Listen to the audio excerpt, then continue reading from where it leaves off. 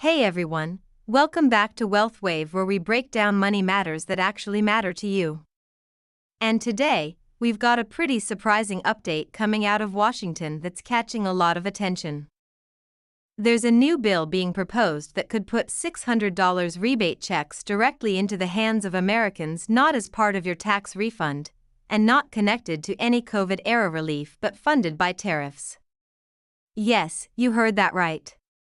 The same tariffs that usually disappear into the federal budget could now be used to send real money back to regular people like you and me. This idea is already generating buzz from both President Trump and everyday working families who are asking, wait, is this actually happening? Could I really get a $600 check? Let's dive into what's being called the American Worker Rebate Act, introduced by Senator Hawley of Missouri. The plan is simple on paper but big in impact.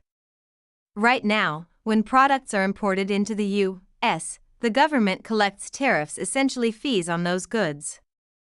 That money usually just gets absorbed into general government funds.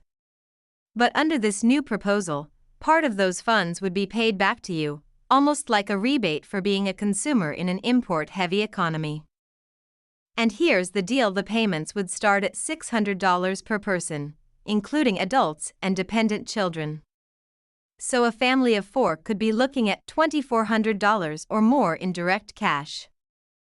Best part? It's structured as a refundable tax credit, which means even if you don't owe any taxes, you could still receive the full payment, just like the pandemic stimulus checks. Now, let's talk income limits.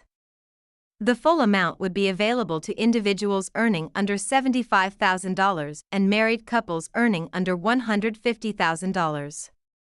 After that, the payment gradually phases out.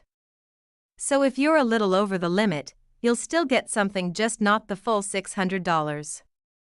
But what makes this proposal really unique is where the money is coming from: tariff revenue, not traditional tax dollars. And those tariff revenues are booming. In fact, just in June alone, the U.S. collected nearly $30 billion from tariffs, a record high. The yearly projection is over $150 billion. So here's the big question: why not use some of that to help the people actually paying higher prices because of those tariffs? That's the argument Senator Hawley is making. And Trump seems to agree. He's floated this idea before as a way to turn tariffs into something that actually benefits American families, not just the government.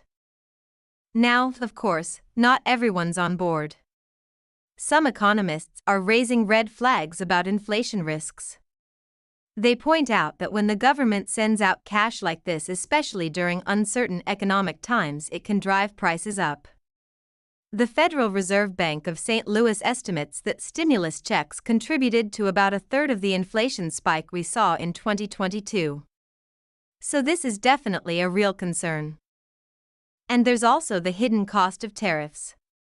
The Tax Foundation crunched the numbers and found that if current tariffs stay in place, the average American household could end up paying $1,300 more next year just due to higher prices on imported goods.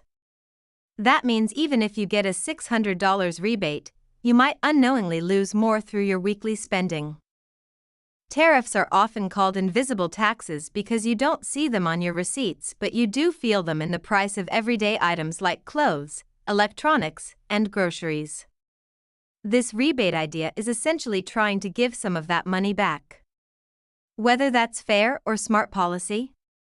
Well, that depends on your perspective. For some, this could feel like long overdue relief. For others, especially those already feeling the pinch, it might seem like a small bandage on a bigger wound. And like any bill in Congress, it's not a done deal. There will be debates, negotiations, and likely changes before anything is signed into law. Some lawmakers will say this is just another government giveaway. Others may argue the money would be better spent on infrastructure, healthcare, or education. But the supporters of the bill insist it's not welfare, it's simply giving Americans a portion of the money they've already indirectly paid through higher prices. And here's a key detail: you wouldn't have to apply. If you filed taxes in 2023 or 2024, or if you're receiving Social Security, the IRS would automatically send the payment. That's huge for accessibility. Plus, there are protections built in. These checks wouldn't be garnished for things like back taxes, student loans, or other federal debts.